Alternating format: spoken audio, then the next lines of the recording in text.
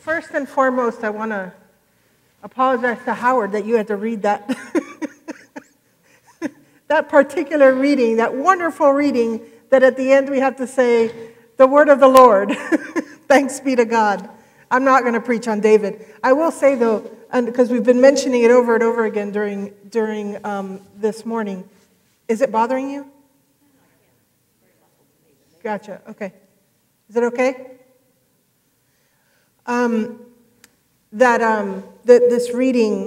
This first reading, really shows us that there are no perfect human beings.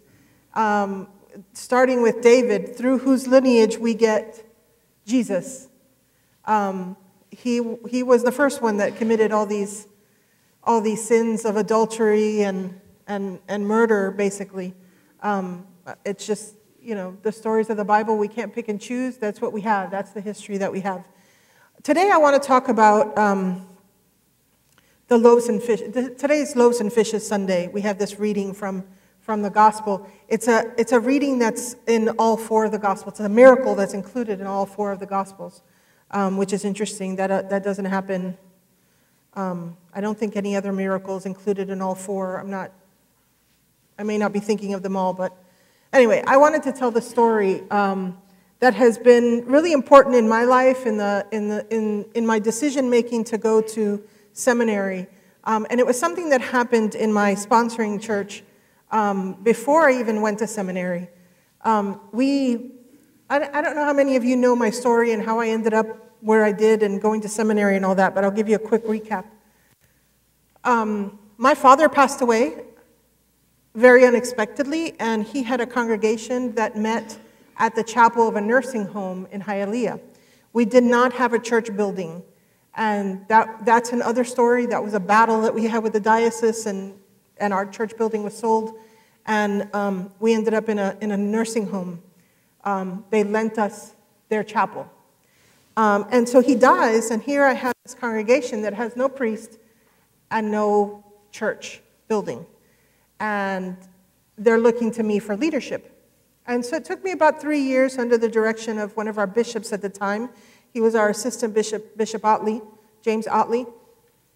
I finally got this group of people, who was about somewhere between 30 and 40 people, to a neighboring church in the city of Miami Springs. And there we started a Spanish congregation at that church, a Hispanic congregation. While I was there, the priest of that church asked me one day if I would consider asking the parishioners of the Hispanic service to help out in one of the ministries that the church participated in that was called the AIDS ministry.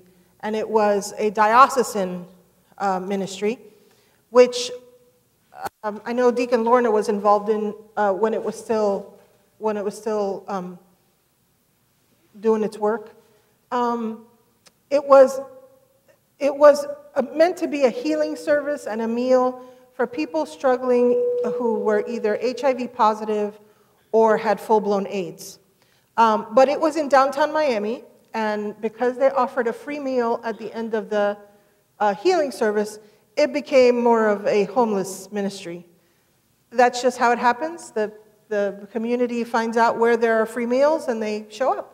And, it's not like you can do a blood test as you walk in, right, to make sure that everybody had AIDS. So to me, it was a homeless ministry rather than an AIDS ministry. And so she asked me if I would ask my parishioners, and I was the kind of leader that thought, I need to go do this myself before I ask other people to do it, because I don't know what details to give them.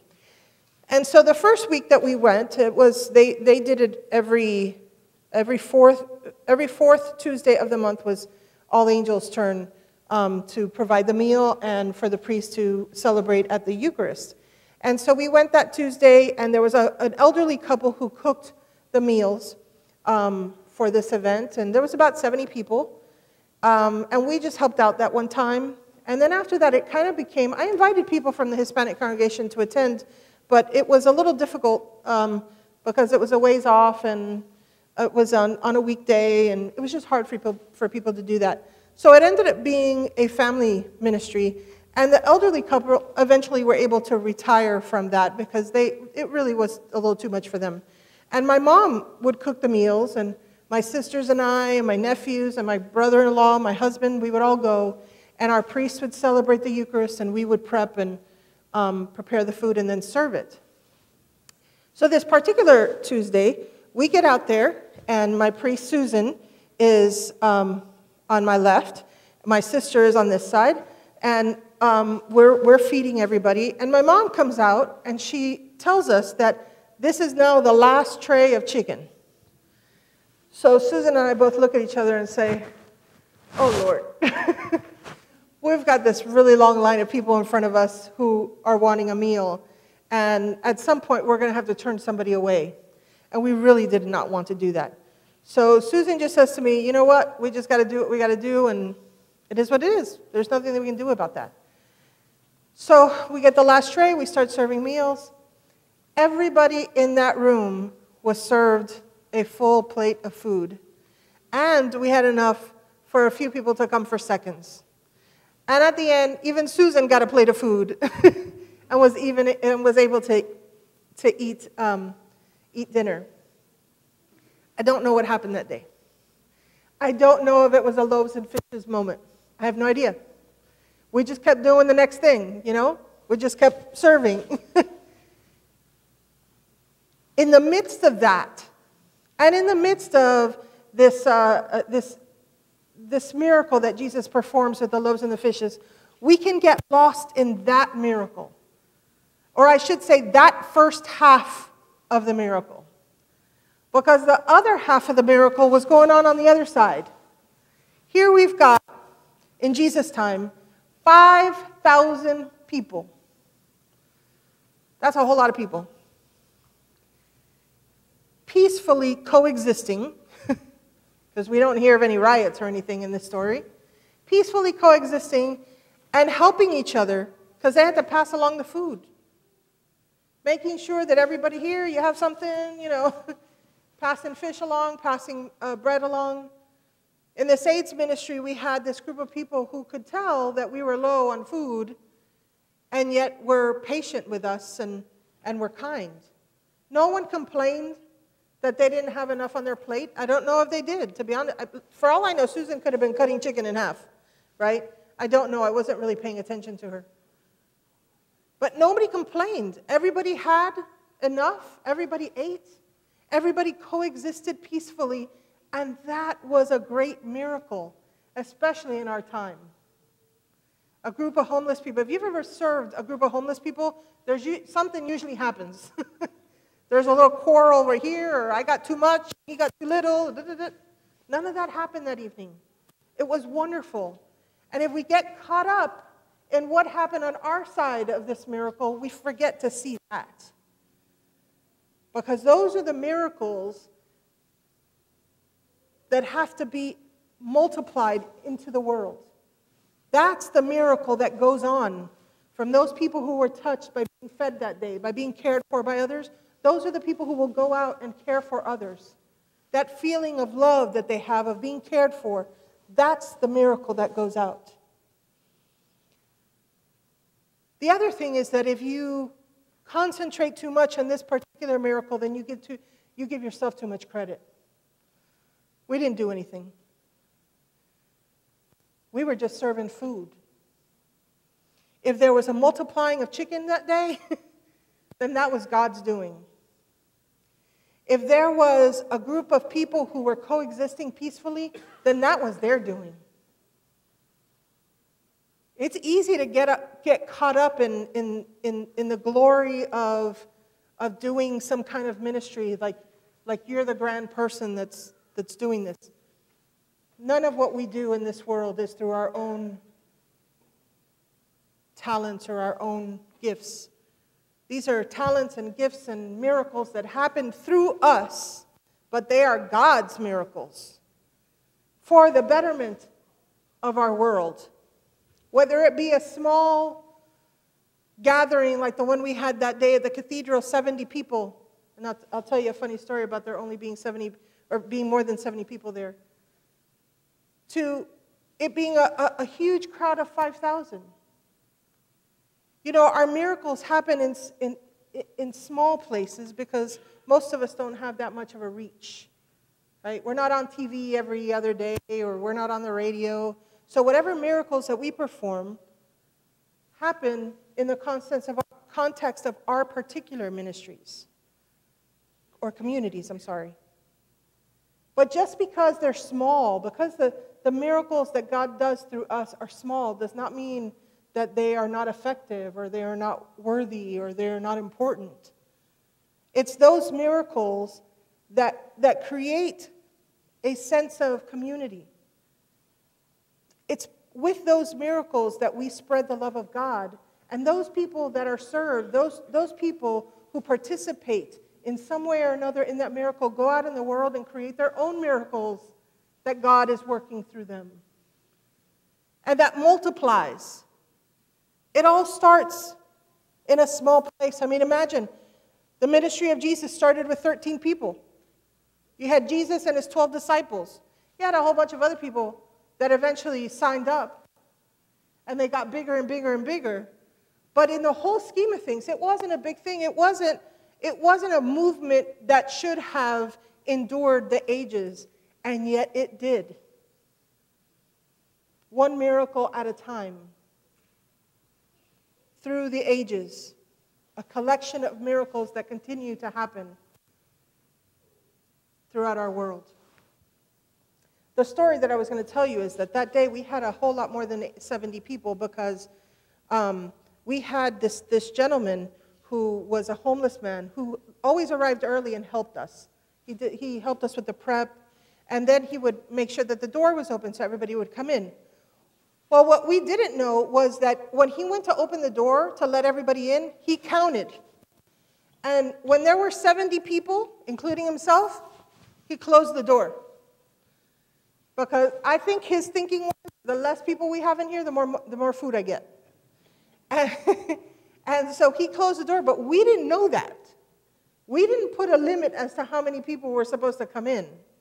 So that day, he wasn't there. And there was nobody to count off how many people could come in. And all of a sudden we had, I don't know how many people it was, maybe I'd say 100.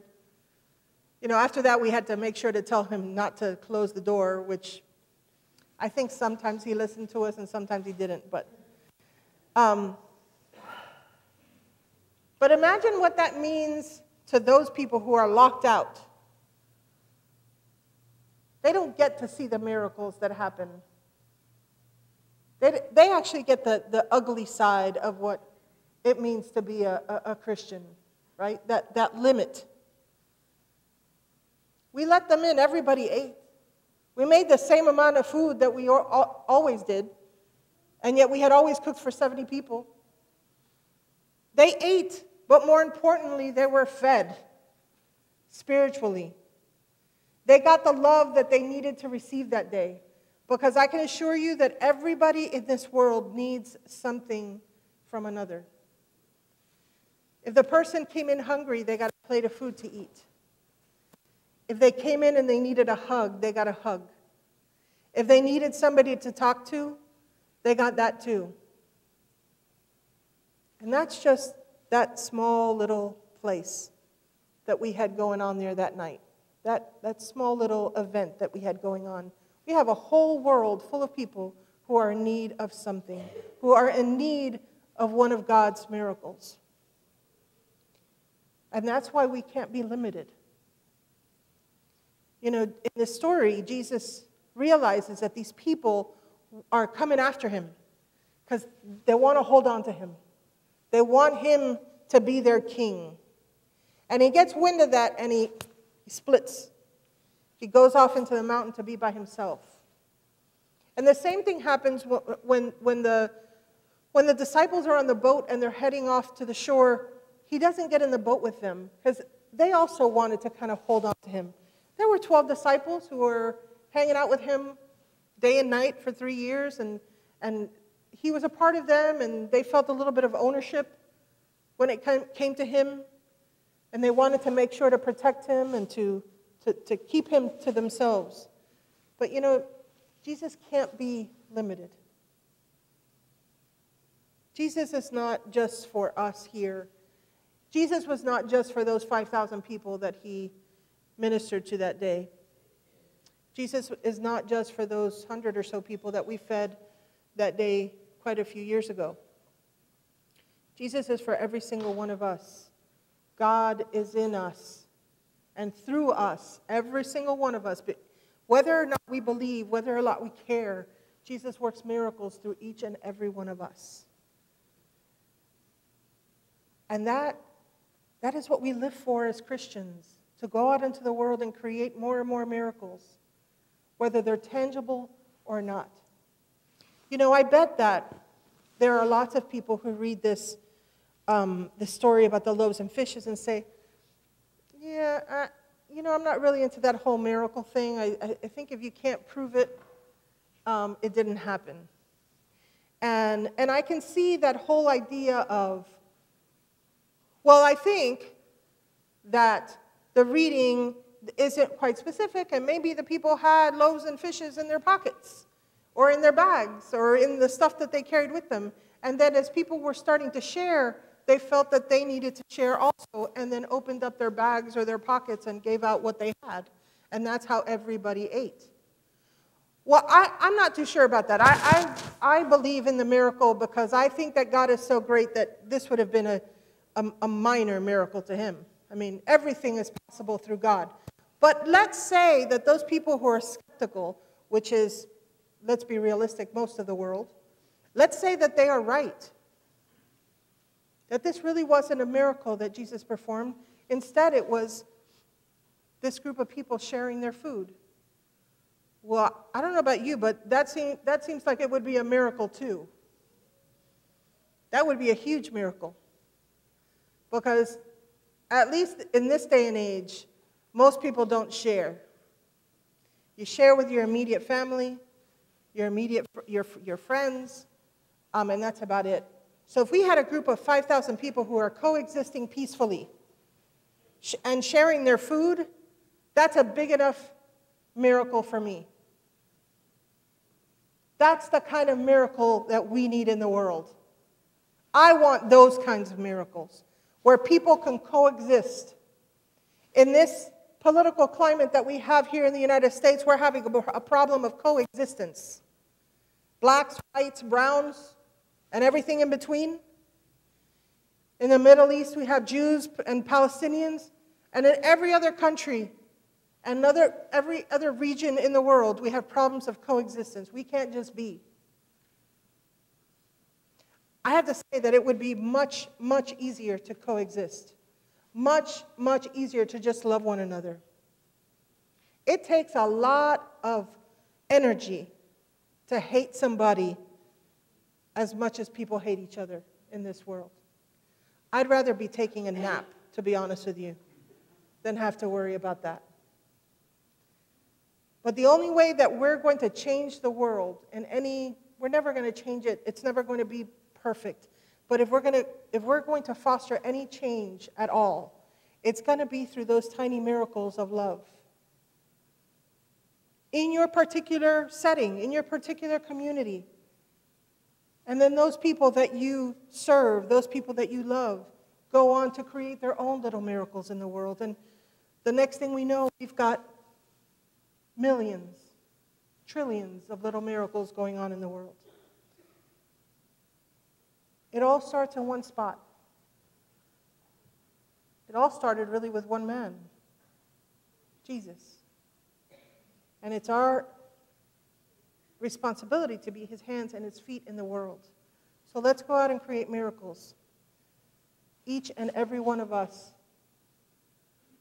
is a miracle all on our own. And let's spread that out into the world.